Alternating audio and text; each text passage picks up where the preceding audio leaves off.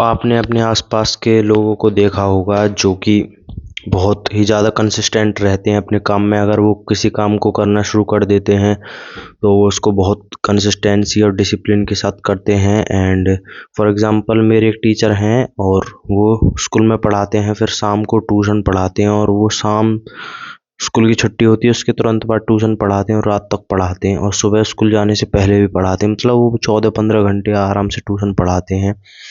And वो बिल्कुल obsess हैं अपने काम से, एंड वो डिसिप्लिन है। ऐसे ही आपके पास बहुत सारे एग्जांपल मिल जाएंगे आपको। लेकिन आप जब कुछ काम करते हो आप डिसिप्लिन नहीं हो पाते, आप कंसिस्टेंट नहीं हो पाते। वाई? क्या कारण है उसके पीछे का?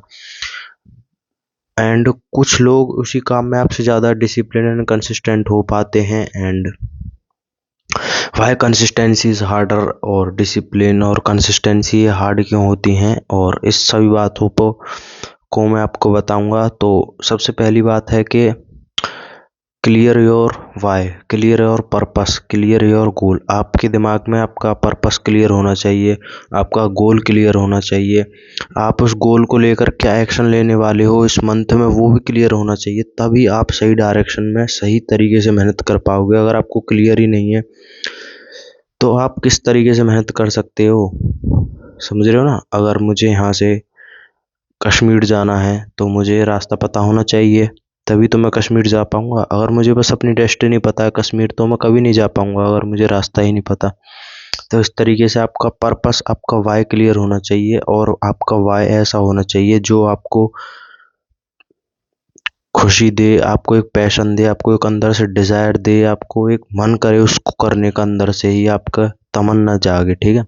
इस तरीके का आपका कोई वो होना चाहिए प्रोफेशन जिसमें आप आगे बढ़ना चाहते हो। फिर सेकंड चीज़ है यू लव योर वर्क। आपको अपने काम से प्यार करना पड़ेगा, आपको अपने काम से ऑब्सेस होना पड़ेगा, तभी आप सब चीज़ों को साइड में करके अपने काम को प्रायोरिटी दे पाओगे। अगर आपका काम आपका प्यार नहीं है, आपका ऑब्सेशन नहीं है, तो आप उसको प्रायोरिटी दे नहीं पाओगे। अभी अगर आप काम करने बैठे और आपका काम आपका ऑब्सेशन नहीं है, किसी फ्रेंड का फ़ोन आता है आपके पास कि चल बाहर चल रहे हैं खाने, तो आप उसके साथ चले जाओगे बिना सोचे समझे, because your work is not your priority.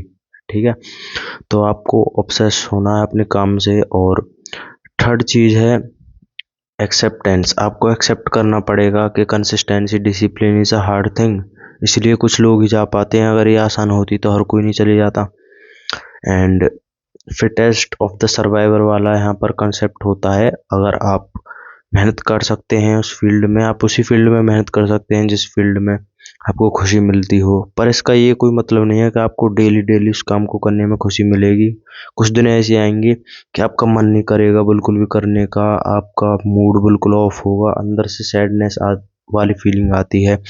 लेकिन फिर भी आप अपने मूड को साइड में करके, अपने इमोशंस को साइड में करके अपने काम पर फोकस करते हो, तो आप एक एज ले लेते हो, क्योंकि वहीं से ही तो आप कंपटीशन को ब्रेक करोगे। लेट्स एग्जांपल 100 लोगों को एक काम करने के लिए दिया जाता है 99 दिन पर, सॉरी 50वें दिन पर, उसमें से 10 का मूड बिल्कुल बेकार हो जाता है, उनका मन नहीं करता करने को, और उसमें से 8 हार मान लेते हैं। लेकिन 2 जो अपने मूड को साइड में करके करते हैं काम को, तो वो उनसे आगे हो जाते हैं। ठीक है? इस तरीके से आप कंसिस्टेंसी के साथ काम करें, और हर डे बैड डे लेकर चलें, और अपनी ज़िंदगी का सबसे बेकार दिन सोच कर चलें अपने दिमाग में, अगर वो दिन भी आ गया तो मैं उस दिन भी काम करूँगा।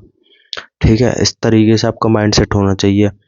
एंड बस यही है। और अपनी थोड़ी सी हैबिट्स को अच्छा कीजिए तो आप अपने गोल की तरफ और आसानी से बढ़ पाएंगे। Like meditation, journaling, self improvement habits, आप अगर इनको और ध्यान दें तो आप कर सकते हैं, और आई बिलीव आप कर पाओगे। और आज की वीडियो में इतना ही, मिलते हैं कल एक और वीडियो के साथ। तब तक के लिए bye bye, see you later tomorrow.